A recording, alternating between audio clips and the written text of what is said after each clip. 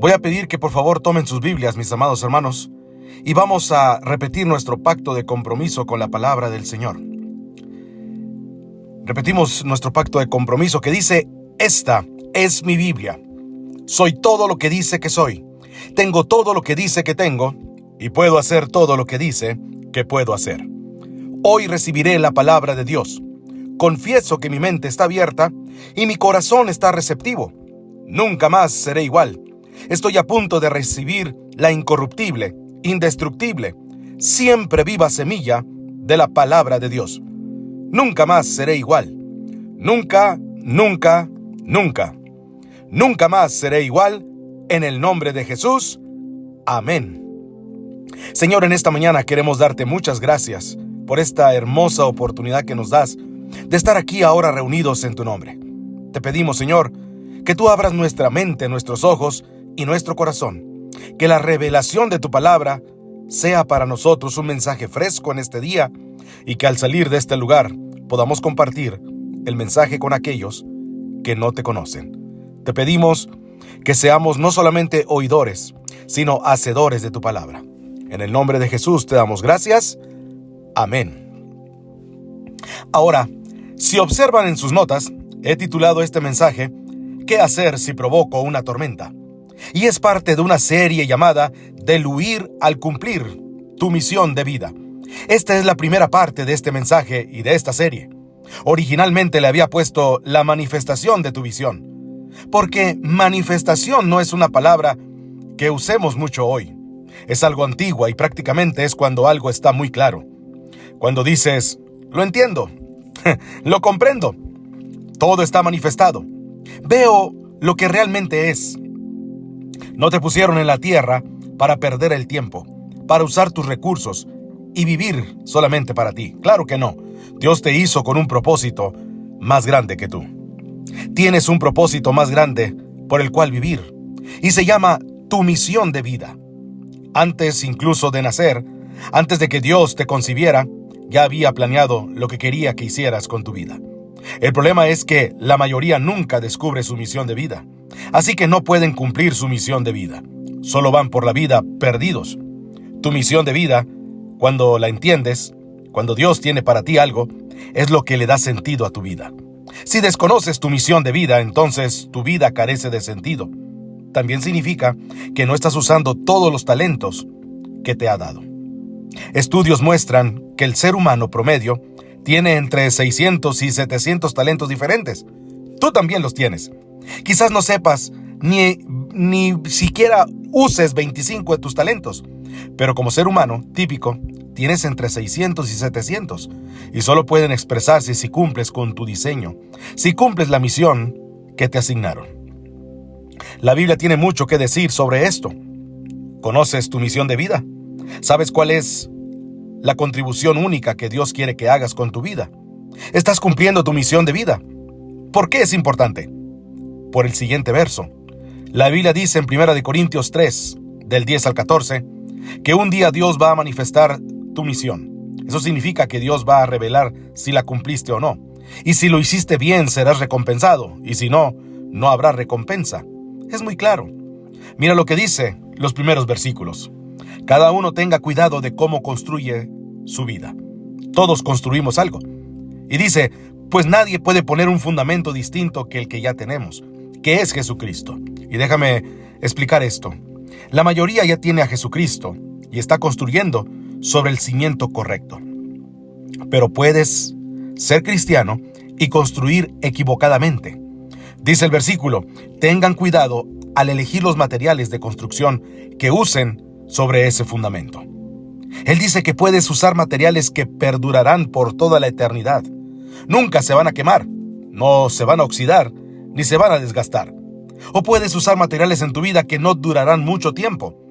Y continúa diciendo, aunque tengas el cimiento correcto, ya conoces a Cristo y tienes el cimiento correcto, puedes construir con malos materiales. Dice así, pueden construir con materiales que durarán para siempre, como el oro, la plata y las piedras preciosas. En miles de años el oro y la plata seguirán siendo oro y plata. No se oxidarán. Las piedras preciosas seguirán igual. no han cambiado en decenas de miles de años. Pero también pueden construir con materiales que duran para siempre, dice, como el oro, la plata y las piedras preciosas. Y aquí está el otro tipo de material, o pueden construir con materiales que se queman y que no durarán, como madera, el heno y la paja. Esos no durarán mucho tiempo. Después continúa diciendo Corintios, un día su obra en la tierra, tu misión, será evaluada en el día del juicio. Dios la probará, tu misión, tu trabajo, la probará con fuego, de modo que la calidad de su obra será manifestada. En otras palabras, será revelada, será mostrada. Todo el mundo te dirá, ¿hiciste un buen trabajo con tu vida? O no hiciste un buen trabajo. La calidad de su obra, dice, será manifestada y todos verán el verdadero valor de lo que han logrado con su vida y su misión. Si su obra sobrevive, dice la Biblia, si su obra sobrevive al fuego, si la construyeron con buenos materiales, recibirán su recompensa. Pero si su obra se quema, perderán su recompensa, aunque se salvarán, como alguien que apenas escapa de un incendio. ¿De qué está hablando aquí? No está hablando de tu salvación. Le habla a personas que ya conocen a Jesucristo. Dice, tienes el cimiento correcto en la vida. Tienes a Dios como base. Tienes a Jesucristo como cimiento. Pero construyes tu vida de una manera sabia o tonta, con materiales buenos o malos. Y la prueba de tu vida es durable. ¿Eso en lo que estás invirtiendo tu tiempo durará eternamente como el oro, la plata y las piedras preciosas, o se quemará en algunos años como la paja, el heno y la hojarasca? Bien, hay 3 formas de aprender en la vida. Puedes aprender por explicación, o que alguien te explique algo. Puedes aprender por experiencia, o puedes aprender por el ejemplo. Ahora, hay cosas que aprendemos por explicación. Vas a la escuela y aprendes la historia del mundo, alguien te la explica y la entiendes. Entiendes un idioma, el inglés, francés, lo que sea, y lo entiendes. Aprendes matemáticas por explicación, alguien te explica álgebra. Pero hay cosas que solo puedes aprender por la experiencia. Y tú lo sabes, que nadie puede decírtelo. Tienes que aprenderlo por experiencia. Por otro lado, hay cosas en la vida que no debes aprender por experiencia. Dios no quiere que tengas que aprender la pena del abuso experimentándolo. No, hay muchas cosas que Dios no quiere que aprendas por experiencia. No quiere que aprendas de la maldad por experiencia. Hay cosas que no deberíamos experimentar. Por eso la forma más fácil de aprender es por el ejemplo. Ahora, no tiene que ser un ejemplo perfecto. Puedes aprender tanto del fracaso de alguien más como puedes hacerlo de sus éxitos. Es sabio aprender de la experiencia, pero es más sabio aprender de las experiencias de otros. Pues no tengo tiempo para comentarte todos los errores yo mismo. Y si puedo estudiar tus errores o los de alguien más, no tengo que cometerlos yo. Es menos doloroso y ahorrará tiempo y aprendo más rápido. Bien, veamos 7 lecciones de la vida de Jonás sobre tu misión particular en la vida. Son 7 lecciones y algunas de ellas son tan sencillas que puedo decirlas sin explicarlas demasiado. Veremos algunas muy rápidamente. Número 1. Anótala. Mi misión de vida viene de la palabra de Dios. Lo diré una vez más. Mi misión de vida viene de su palabra. No viene de ver la tele, ni de leer libros. No la encuentro en una revista, ni en los amigos. Puedes inventar una misión, pero será una misión falsa. Será una misión fingida porque no vino de Dios. Y si no viene de Dios, no usará todo tu talento. No usarás todo tu talento. Y lo que pasa es que muchas veces las personas se inventan una misión de vida, porque todos quieren tener significado. Pero al poner la cabeza sobre la almohada, piensan, debe haber algo más en la vida. Y sí lo hay, pues te crearon para una misión diseñada por Dios. Y Dios te diseñó de forma única para esa misión. No hay nada más que vaya a satisfacerte, ni la fama, ni la fortuna, ni el sexo, el salario o el estatus, ni la pasión, las posesiones o posición, ni el orgullo, ni la popularidad. Nada te va a satisfacer finalmente si no llegas a cumplir la misión para la que fuiste creado. Así que mi misión viene de la palabra de Dios.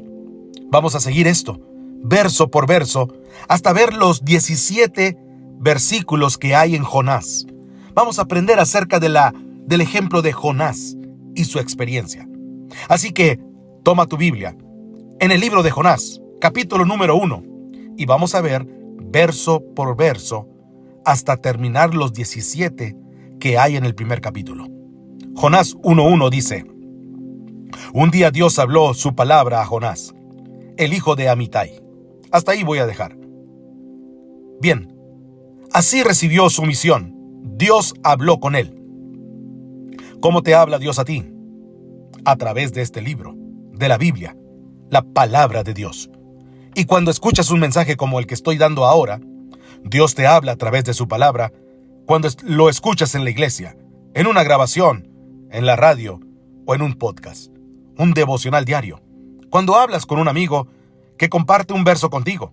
Cuando tienes tiempo devocional. Dios habla de muchas formas. La Biblia dice que Dios habla en versiones y en diferentes, porque la Biblia está escrita en diferentes versiones para que tú puedas también entenderlo. Así que si quieres saber tu misión, debes leer este libro. He agotado mucho este tema en la iglesia, así que pasaré al punto número 2. Número 2, anótalo. Mi misión requerirá un paso de fe. Eso es lo segundo que debes saber sobre tu misión. Va a requerir un paso de fe. Vas a tener que actuar para hacer algo que quizás se sienta incómodo, que te estire, que estire tu fe y que rete tus prejuicios.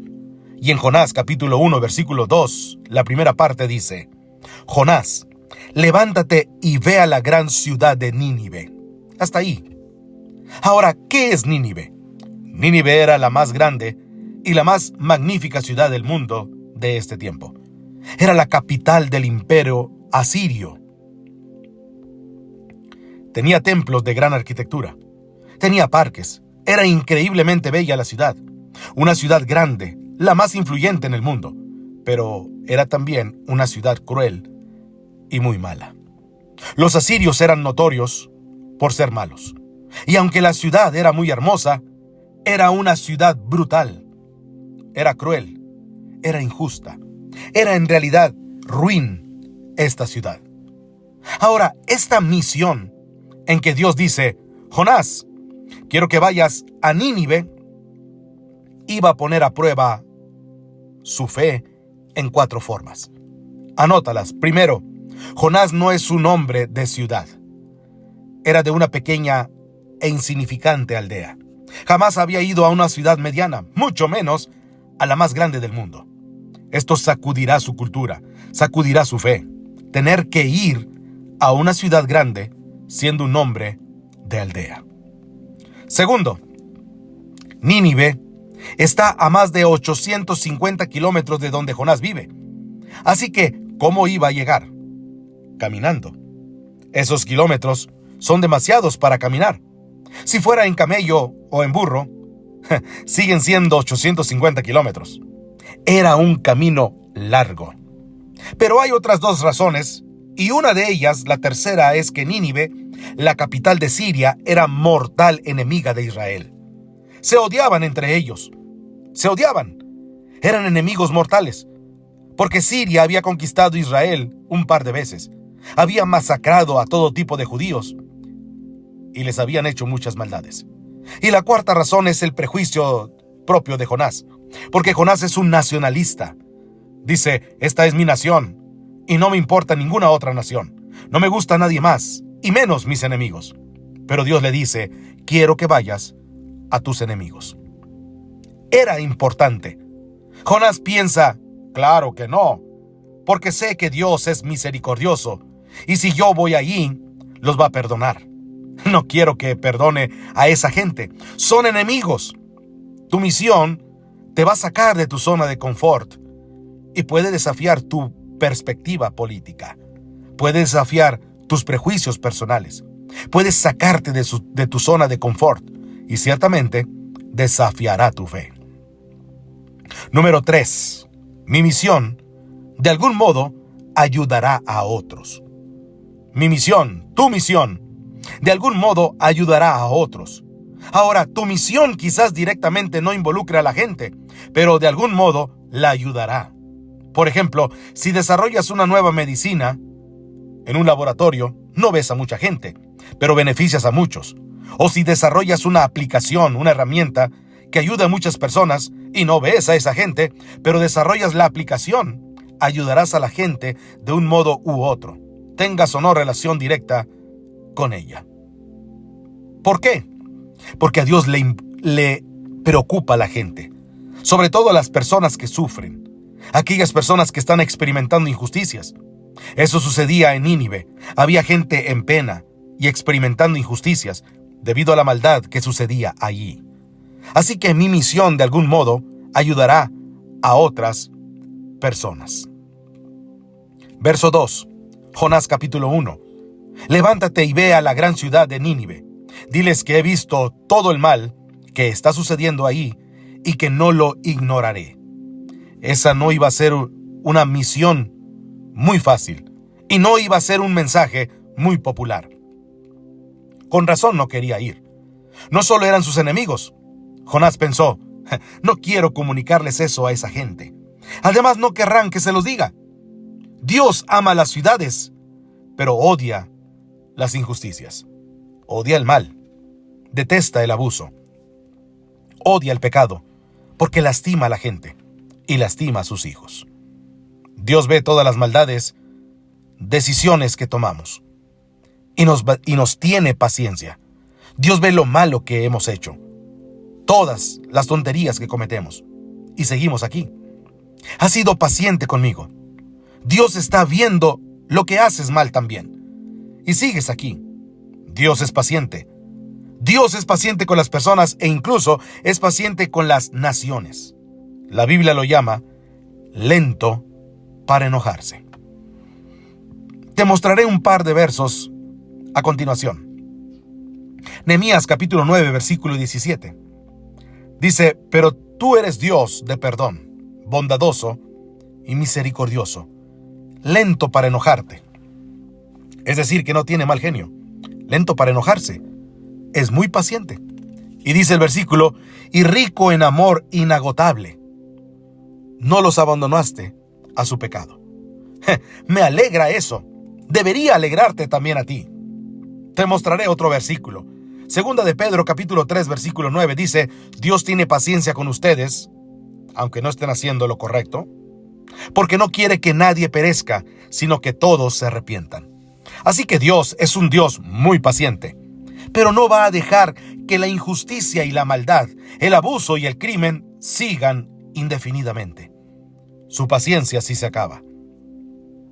Dice, te pido que vayas a decirle a la gente que mi paciencia se está terminando con la ciudad de Nínive. Están haciendo muchas cosas malas allí y no dejaré que eso siga por siempre.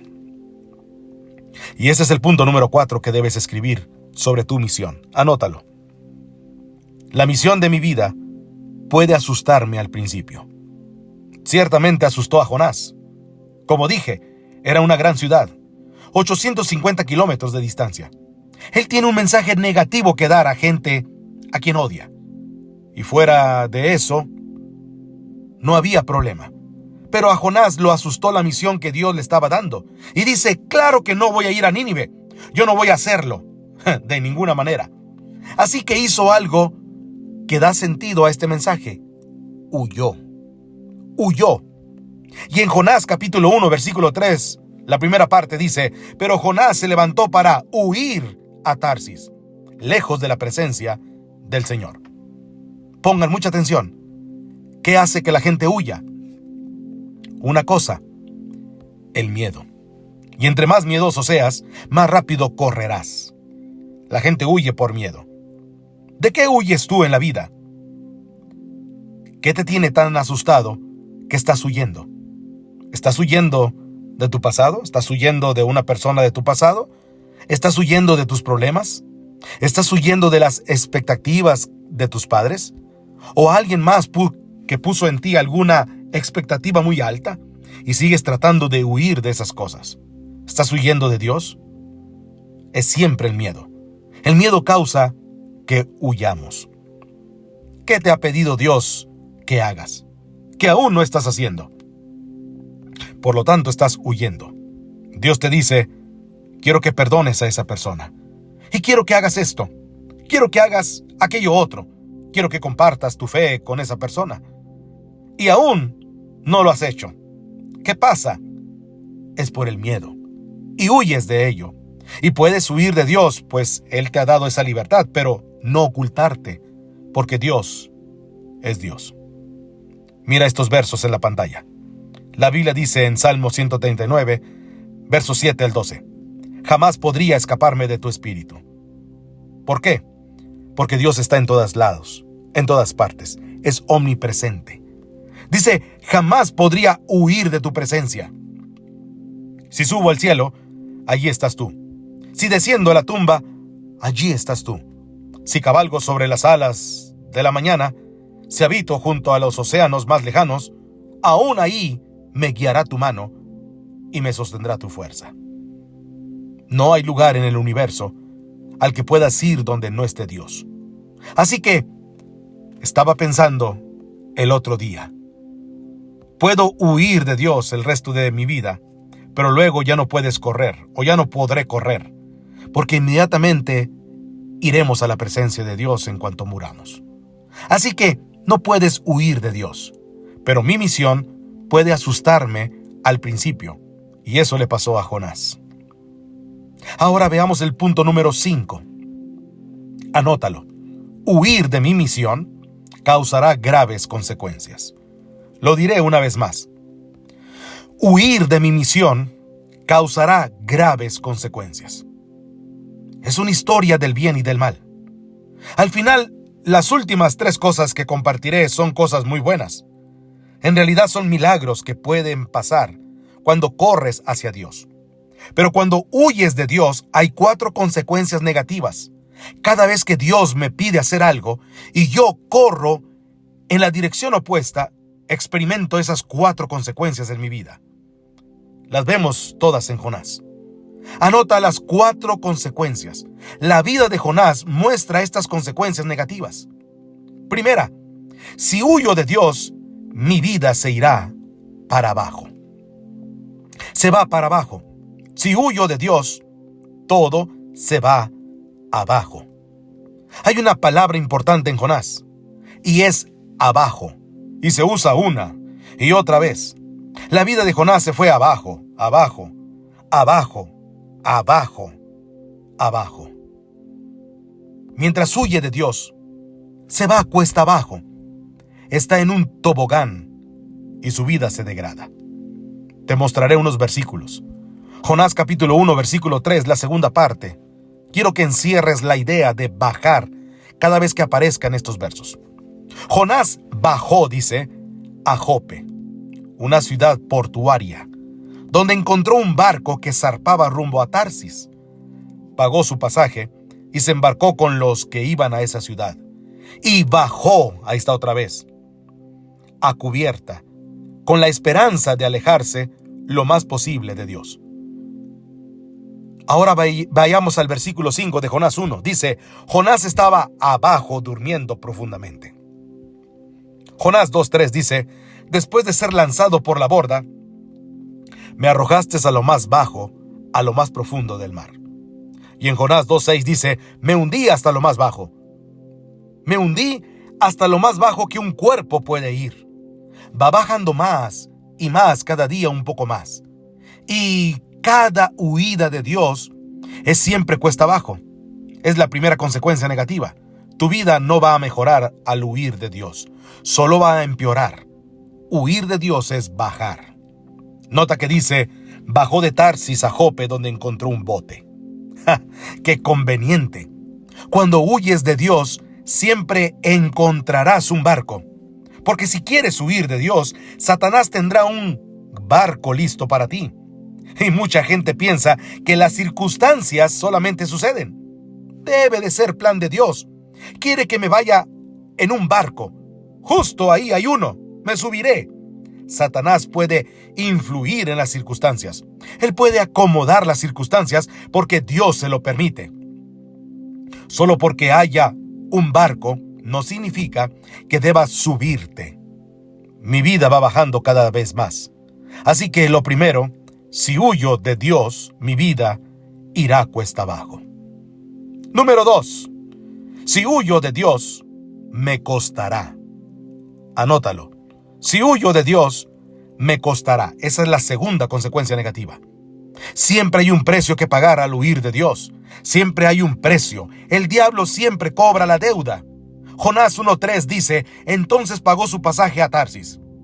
Ahora, esto resulta cómico. Dios le pide a Jonás que vaya al este, casi 900 kilómetros, y él se fue tan lejos como pudo ir.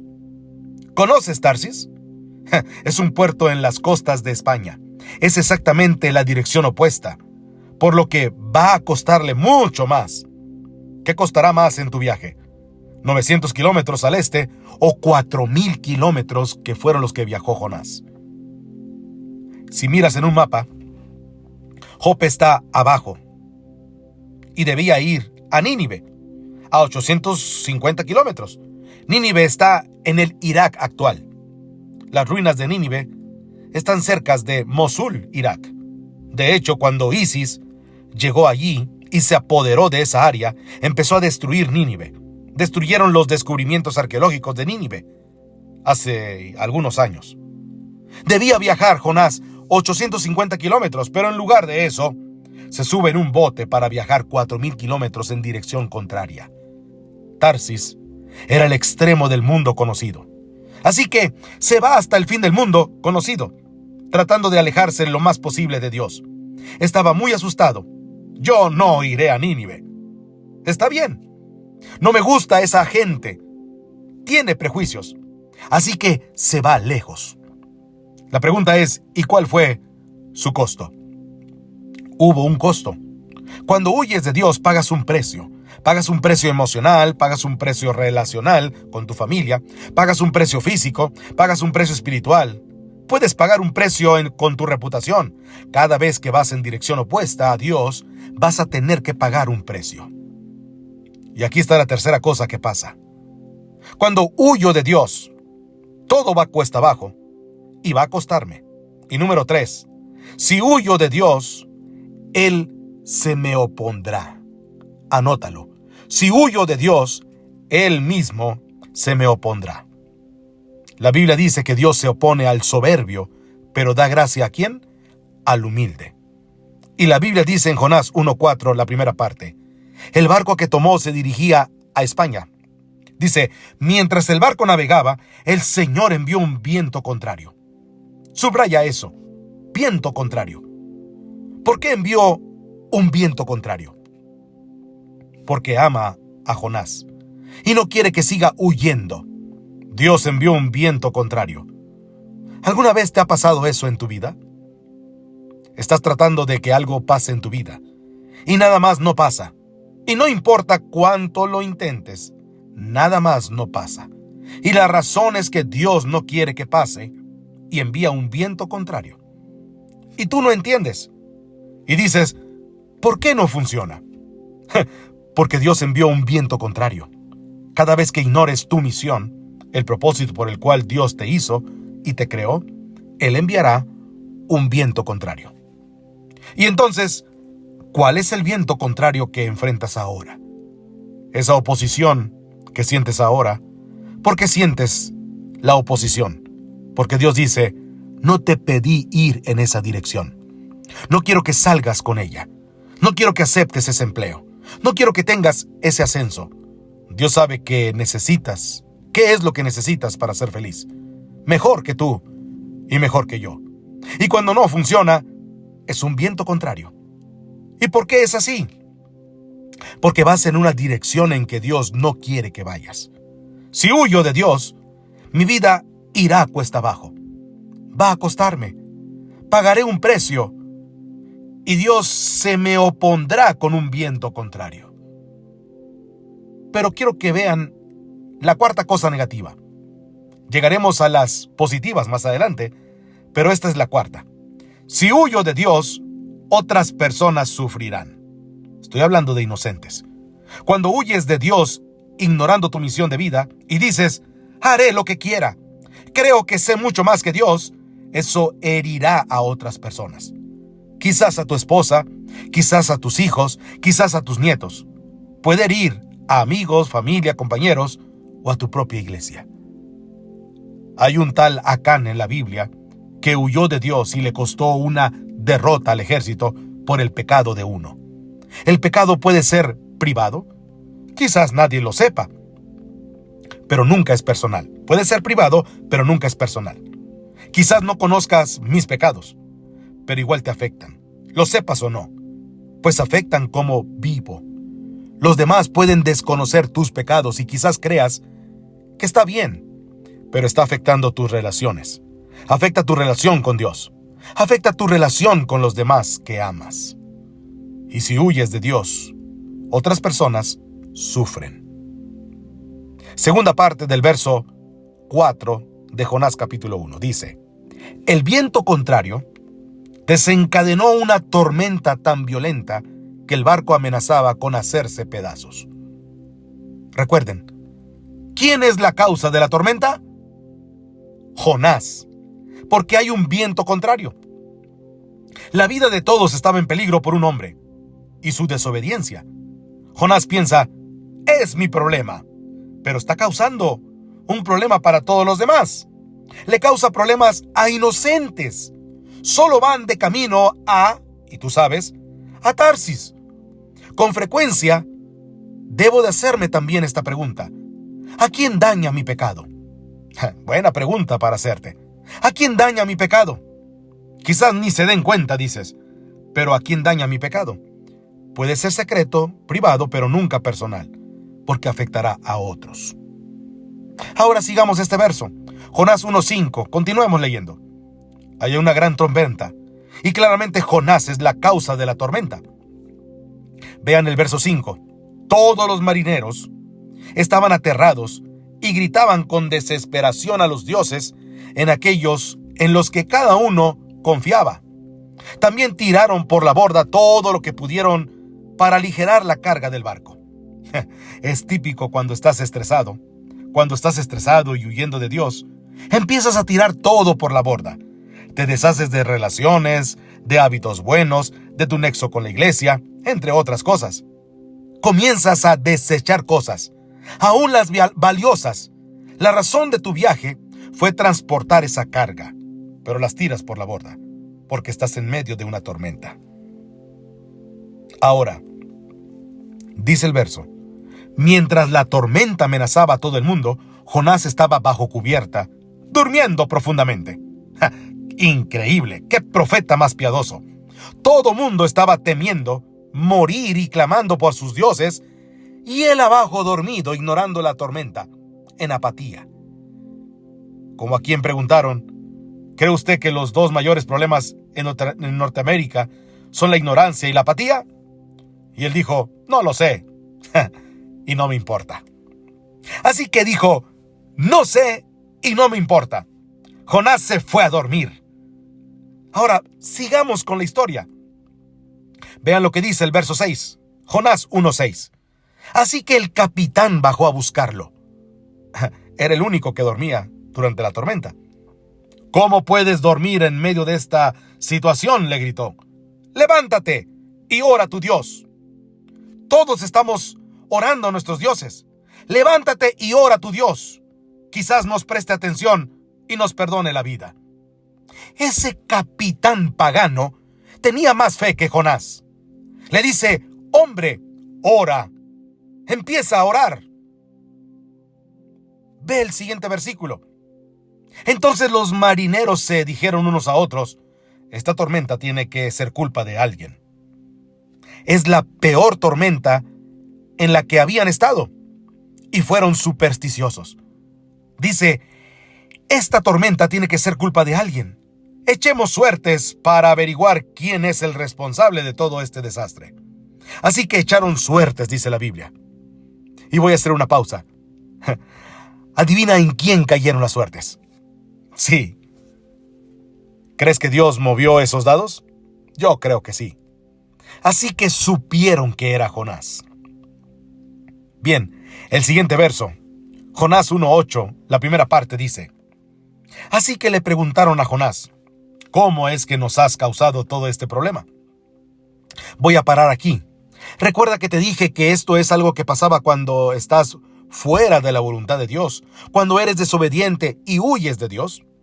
Cuando no cumples tu misión, te lastimas y lastimas a otros. Ellos dijeron: ¿Cómo es que nos has causado este problema? ¿Qué problema le estás causando a tu familia ahora mismo? Porque no estás bien con Dios. Le dijeron los marineros: ¿Cómo es que nos has causado este problema? ¿A qué te dedicas? ¿De dónde vienes? ¿Cuál es tu nacionalidad? ¿A qué clase de gente perteneces? Solo preguntan. Están desesperados. Estaban por perder la vida en el mar Mediterráneo. Y le preguntan eso a Jonás, a quien cayó la suerte. Los siguientes versos 9 y 10 son versos extraordinarios. Dice: Jonás respondió: Soy hebreo, es decir, judío, y adoro al Señor, el Dios del cielo, que hizo el mar y la tierra. Ahora escucha, porque él confiesa. Jonás les dijo que estaba huyendo de Dios. Y esto asustó aún más a los marineros, quienes entraron en pánico. Dijeron: ¿Por qué lo hiciste? De hecho, lo gritaron. Dijeron: ¿Qué tonto trataría de huir de Dios? ¿Por qué hacerlo? Ni siquiera son cristianos. Es más, no eran judíos. Son paganos. Y dicen: pues si existe tu Dios, ¿por qué alguien querría huir de él? No tiene sentido. Porque Dios es Dios y puede verte donde estés. ¿Por qué pensaste que podrías huir de Dios? No estás pensando bien, amigo. Lo que dices no tiene sentido. Recuerden, estos son hombres paganos que le están diciendo a Jonás que estaba huyendo de Dios. Y este es el siguiente principio. Número 6, anótalo. Entre más tiempo huya de Dios, peor estaré. Entre más tiempo huya de Dios, peor estaré. Entre más tarde en aceptar mi misión, peor estaré. Algunos sienten que el año pasado y los años anteriores después de la pandemia o durante la pandemia han sido muy duros. Bien, como tu pastor que te ama, como tu ministro de culto, quiero decirte, les ruego que se consagren por completo a Dios. Esa es la única forma en que estarán bien. Entreguen su vida por completo a Dios, porque no saben qué tormentas vienen en este año. Yo tampoco las sé. Tal vez tuvieron un mal año, el año pasado o los anteriores, pero no saben a qué se van a enfrentar. Y yo diría, si no están bien ahora, entréguense por completo a Dios. Digan: voy a soltarme y confiaré en Dios. Yo solo. Dios, quiero hacer tu voluntad en mi vida. Voy a entregarme a ti. ¿Por qué? Porque entre más tiempo huyas de Dios, peor estarás. Jonás 1:11 dice: como la tormenta era cada vez peor y las olas se volvieron más violentas. Voy a dejar hasta aquí. Las olas se volvieron más violentas. ¿Cuánto tiene que empeorar tu matrimonio para que le pongas atención? ¿Cuánto peor se tiene que poner para que admitas: voy por mal camino? Esto no está funcionando. ¿Cuánto peor se tiene que poner esta situación? ¿Cuánto más tiene que empeorar tu salud? ¿Cuánto peor tienen que estar tus finanzas? ¿Cuánto peor tiene que estar tu carrera para que pongas atención y digas: esto no está funcionando? No estoy yendo hacia Dios. Estoy huyendo de Él. Arruino mi vida y voy directo a una tormenta. Me enfrento a un viento contrario. Dice: como la tormenta era cada vez peor y las olas se volvieron más violentas, le preguntaron a Jonás: Jonás, ¿qué debemos hacer contigo para detener la tormenta y calmar todo? Como pastor me han preguntado lo mismo a mí cada vez que los veo. Pastor, ¿Cómo paro esta tormenta? Me lo preguntan de diferentes formas, pero es lo mismo. ¿Cómo detengo la tormenta en mi vida? Y la respuesta es la misma siempre. Completa rendición a Dios. ¿Se acuerdan de aquel famoso himno antiguo que dice que mi vida entera esté consagrada a ti, Señor? Deja de resistir a Dios. Deja de huir de Dios. Deja de rebelarte en contra de Dios. Y empieza a decir, Dios, tú eres Dios y yo no. Hazlo a tu modo, porque el mío no funciona. Completa rendición a Dios. En el verso 12 de Jonás 1 dice que Jonás hace la primera cosa no egoísta que ha hecho. Y dice, échenme al mar. ¡Ja! Échenme al mar, contestó Jonás, y volverá la calma. Se pone a sí mismo en manos de Dios. Échenme al mar, contestó Jonás, y volverá la calma. Yo sé que soy el único culpable de esta terrible tormenta. ¿Es tu culpa que alguien esté luchando en contra de una tormenta justo ahora? Bien, Jonás dice, écheme al mar. Ahora, ¿ellos le hicieron caso? No. ¿Lo echaron al mar? No. Lo que hicieron fue intentar resolver el problema por ellos mismos. Ve lo que dice el verso 13 de Jonás capítulo 1. Jonás 1:13. Quiero que subrayes 3 cosas. Dice, sin embargo, los marineros intentaron remar con más fuerza para que el barco volviera a tierra y estuviera a salvo. Pero no lograron revertirlo, porque la tormenta era muy violenta y estaba fuera de control. Ahora, quiero que subrayes 3 frases y 3 cosas importantes. Primero, la primera frase, fuera de control. ¿Está bien? La tormenta estaba fuera de control. La situación está fuera de control. Segundo, no lo lograron revertir. Ellos no pudieron revertirlo. Y por último, subraya, intentaron con más fuerza. Intentaron con más fuerza. ¿Te suena como a tu vida? No tienes el control y no puedes revertirla y te esfuerzas más. No tienes control. No puedo revertirlo y te esfuerzas más. Así que la historia hasta aquí se está volviendo muy crítica. Pero vamos a la 7ª y última lección que tiene Jonás que decirnos a todos nosotros, y vamos a tener un desenlace en 3 milagros que vamos a ver en la vida de Jonás y que nos enseñan esta primera parte de este mensaje. Cuando tú provocas o tú causas una tormenta. 7ª lección. Anota esto. Si peleo contra el plan de Dios, esforzarme más no funciona. Si peleo contra el plan de Dios para mí, resisto a mi misión y a mi propósito y mi relación con Dios. Si lo hago a mi modo, esforzarme no funciona, porque nadie puede enfrentarse a Dios. Tienes que rendirte. Tu única esperanza de salvación, de rescate, de alivio, tu única esperanza es ponerte en manos de Dios para que Él te salve. Mira este versículo que voy a apuntar aquí, y ya lo conoces. Efesios 2:9 dice, por confiar en la gracia de Dios, ustedes son salvos. Así es como serás salvo de cualquier situación, y de la vida, de tu pecado, y del infierno, es más, de todo. Serás salvo por confiar en la gracia de Dios, sin importar la situación. Y dice el verso, no es por nada que ustedes hayan hecho, es un regalo de Dios. La salvación nunca es el resultado de sus propios esfuerzos, así que no pueden presumir de ello. Si pudiéramos ganar el cielo haciendo cosas, ¿te imaginas cuánto ego habría ahí? Yo estoy aquí por hacer esto, pues yo por hacer aquello, y lo mío es mejor que lo tuyo, y así estaría, y estaríamos compitiendo siempre, pero no puedes salvarte a ti mismo.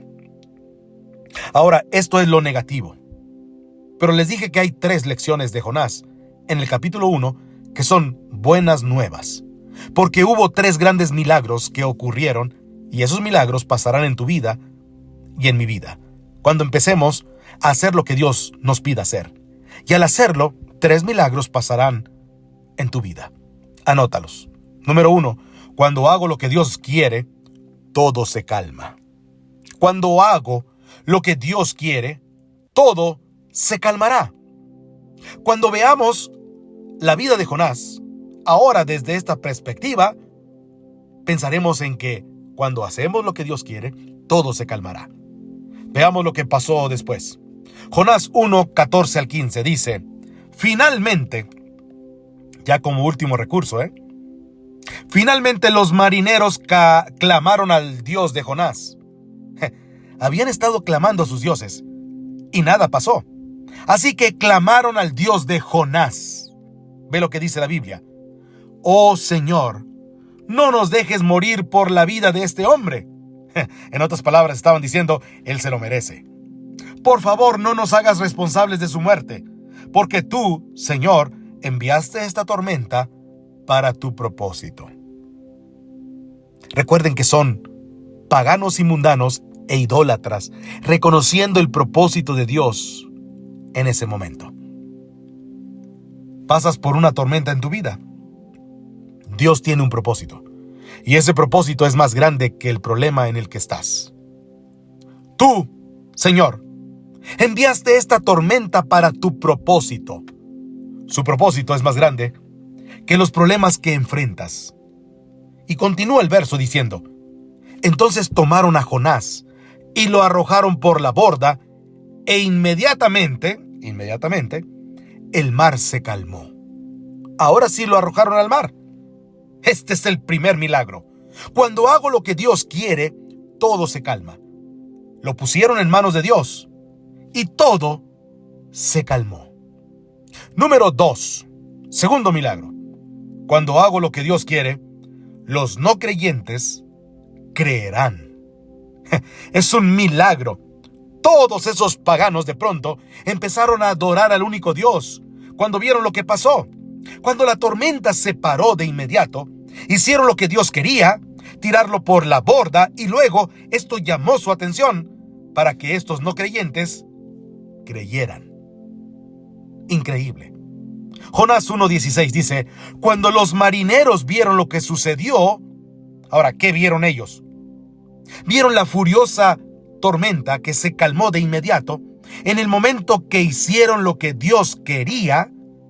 Sigue el versículo diciendo: cuando los marineros vieron lo que sucedió, se asombraron de la grandeza de Dios y lo adoraron. Le ofrecieron un sacrificio y prometieron servirle. ¡Aleluya! Le hicieron promesas a Dios. Dios, te serviré toda mi vida y viviré para ti. Tú eres el único Dios, porque ninguna otra cosa ayudó. Y por eso te hacemos sacrificios y te honramos. Te hacemos estas promesas y te adoramos.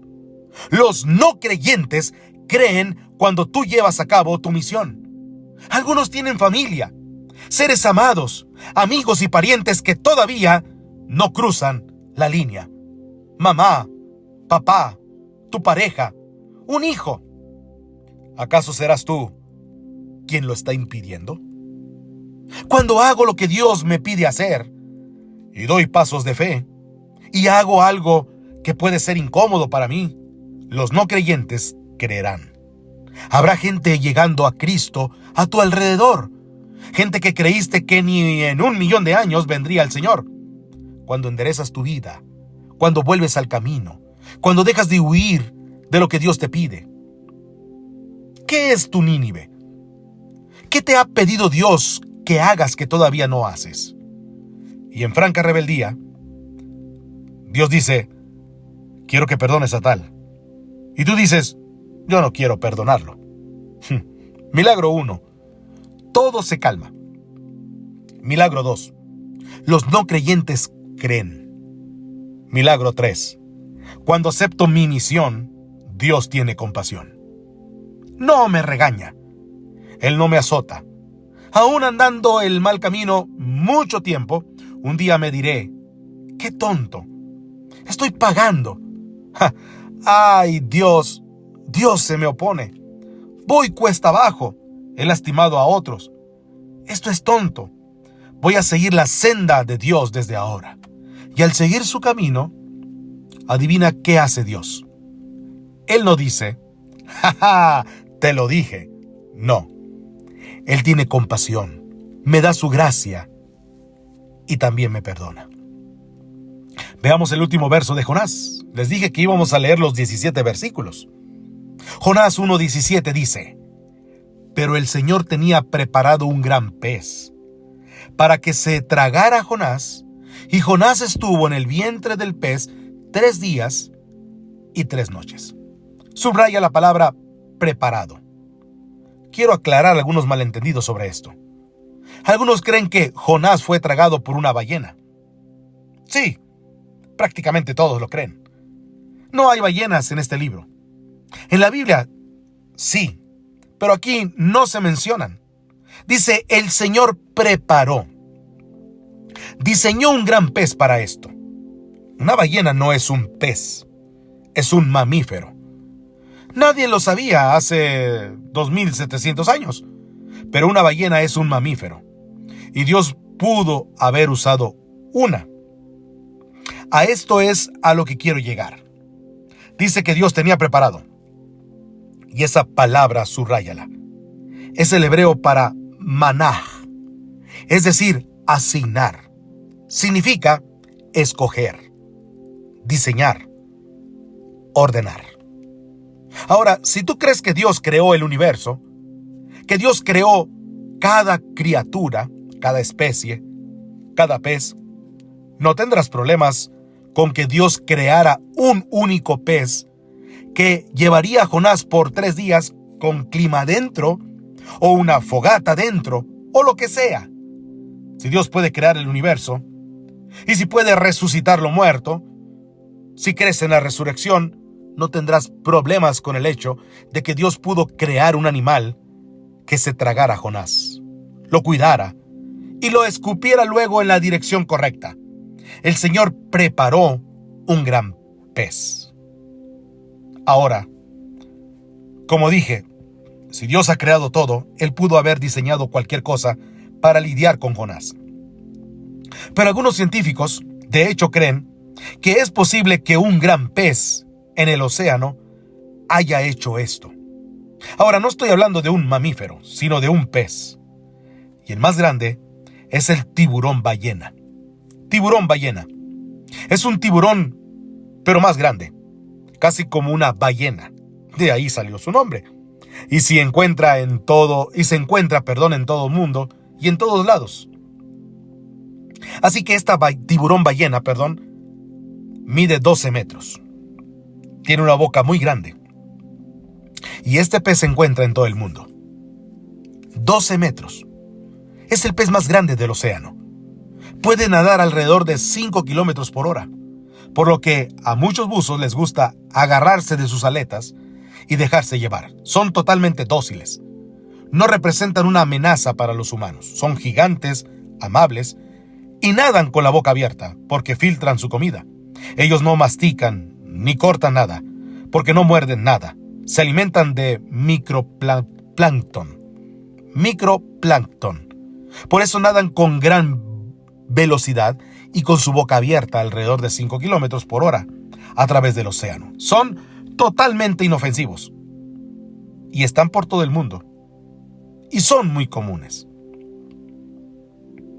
Ahora, el punto es, en esta historia, que muchos quieren saber lo que había en la ballena, en lugar de saber lo que había en Jonás. Y lo que es más importante, ¿qué hay dentro de ti? ¿Qué hay dentro de ti? ¿Te resistes a hacer lo que Dios te pide hacer? ¿Conoces tu misión? ¿Has huido de algo que Dios te ha pedido hacer? ¿Cuál es tu Nínive? Dices, Dios, lo haré todo, pero no me pidas eso. Cuidado. Dios te está llamando a aceptar la misión para la que fuiste creado. No estás aquí por otra razón. Fuiste hecho para tu misión y planeado con un propósito. Fuiste hecho para servir a Dios. No fuiste hecho para vivir una vida egoísta. Esto es lo más importante en tu vida. Pero huir de Dios y decir, yo seguiré mi plan, el plan B en lugar de su plan, eso es tonto, muy tonto. Primero, no puedes huir de Él, ya lo vimos. Y segundo, todo se irá para abajo y va a costarte. Dios se opondrá a ti, Lastimarás a la gente y solo se pondrá peor. Esforzarte no funcionará. Pero si en un momento me rindo y digo, échenme por la borda, solo pónganme en las manos de Dios, yo no puedo salvarme. Entonces vendrá el milagro. Las cosas se calmarán. Los no creyentes se volverán creyentes, pues verán lo que pasa y Dios me tendrá compasión. Dios se apiadará de mí. Les invito a orar en este momento. Sabes, no escuchaste esto por un accidente. Dios te está diciendo, deja de huir de mí. No quiero una parte de ti, lo quiero todo. Quiero el 100% de ti. Yo te hice para la misión. Y cuando la hagas a mi modo, las cosas se calmarán. La gente que te rodea vendrá a Cristo y serán salvos. Los no creyentes creerán y mi misión se cumplirá en ti. Verás tu significado y tendré compasión. Y serás completamente feliz. En oración, ¿aceptarás tu misión? ¿Harías esta oración? Oh Dios, quiero conocer mi misión. Quiero conocer tu palabra para escuchar lo que quieres que haga con mi vida. Y sé que esto requiere algo de fe. Sé que ayudaré a otros de alguna forma. Sé que me asustará primero, pero lo opuesto es impensable. Sé que es inútil huir de ti. Mi vida se iría cuesta abajo. Eso me costaría más que huir de ti. Te opondrías a mí con un viento contrario, y mucha gente saldría herida, y mientras más huya de ti, peor será. Señor, yo he estado en situaciones donde no tenía el control. Intenté revertirlo, pero no pude. E intenté más fuerte, pero no pude. Ayúdame a dejar de intentar y comenzar a confiar. Hoy, Jesucristo, yo rindo al 100% mi vida a ti. Y si tengo 5 o 50 años, quiero que el resto de mi vida sea una mejor vida. Quiero estar en la misión por ti. Acepto mi misión cuando sea, donde sea, como sea, con quien sea. Y te pido que me tengas compasión y gracia. Humildemente te lo pido, con todo el corazón, en el nombre de Cristo Jesús. Amén y amén. Que Dios les bendiga.